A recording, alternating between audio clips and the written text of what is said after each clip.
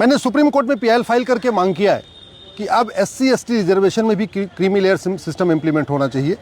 आज की डेट में जो गरीब दलित है, जो किसान दलित है, जो आदिवासी है, जो गांव में रहता है, जो रिक्शा चला रहा है या अपना खेती कर रहा है, उसके बच्चों को रिजर्वेशन का लाभ नहीं मिल पा रहा है। रिजर्वेशन का फ़ायदा सांसद, विधायक, मंत्री के परिवार को मिल रहा है, जजों के परिवार को मिल रहा है। रिजर्वेशन का फ़ायदा डॉक्टर, इंजीनियर, प्रोफेसर के परिवार के लोग ले रहे हैं। रिजर्वेशन का फ़ायदा बड़े बड़े उद्योगपति उठा रहे हैं। भाई आज की डेट में अब रामनाथ कोविंद जी राष्ट्रपति रह चुके हैं, मल्लिकार्जुन खड़गे जी कांग्रेस के अध्यक्ष हैं, बहन मायावती जी मुख्यमंत्री रह चुकी हैं, चरणजीत सिंह चन्नी जी पंजाब के मुख्यमंत्री रह चुके हैं, चिराग पासवान के खुद भी मंत्री हैं, उनके पिता भी मंत्री रह चुके हैं, सुशील कुमार शिंदे जी भी भारत में केंद्रीय मंत्री रह चुके हैं।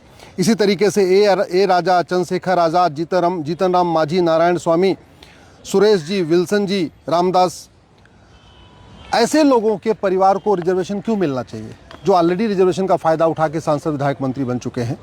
इसी तरीके से शेड्यूल्ड ट्राइब में द्रौपदी मुर्मू जी हैं, अर्जुन मुंडा जी हैं, हेमंत सोरेन हैं, कॉनराड संगमा हैं, जुएल ओराम हैं, किरण रिजिजू जी हैं, करिया मुंडा हैं, मनसुख भाई वसावा हैं, सीके जानू हैं।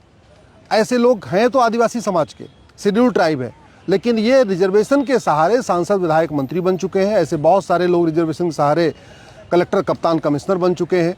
बहुत सारे डॉक्टर, इंजीनियर, प्रोफेसर बन चुके हैं। उनके परिवार को रिजर्वेशन क्यों मिलना चाहिए?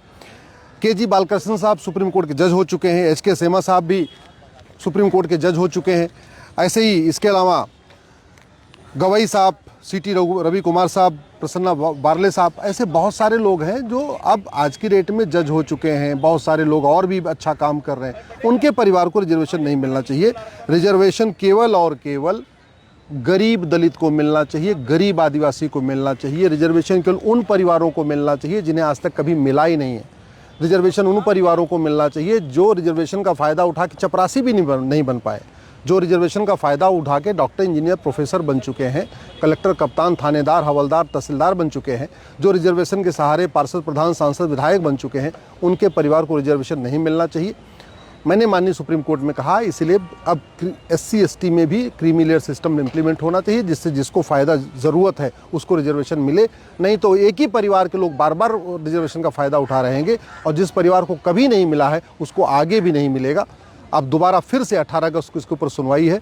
मैं आशा करता हूं कि जैसे ओबीसी रिजर्वेशन में क्रीमी लेयर सिस्टम है, जैसे ईडब्ल्यूएस में हमने एक क्रीमी लेयर सिस्टम रखा हुआ है, वैसे ही एससी एसटी में भी रिजर्वेशन में भी क्रीमी लेयर सिस्टम इम्प्लीमेंट होगा, जिससे उन दलितों को, उन आदिवासियों को जो गाँव में रह रहे हैं, खेती कर रहे हैं, मजदूरी कर रहे हैं, जो माँ बाप रिक्शा चला रहे हैं, जो माँ बाप और अपना छोटा मोटा काम कर रहे हैं, उनके बच्चों को रिजर्वेशन का फ़ायदा मिले, न कि मंत्री के, सांसद के, विधायक के बच्चे को।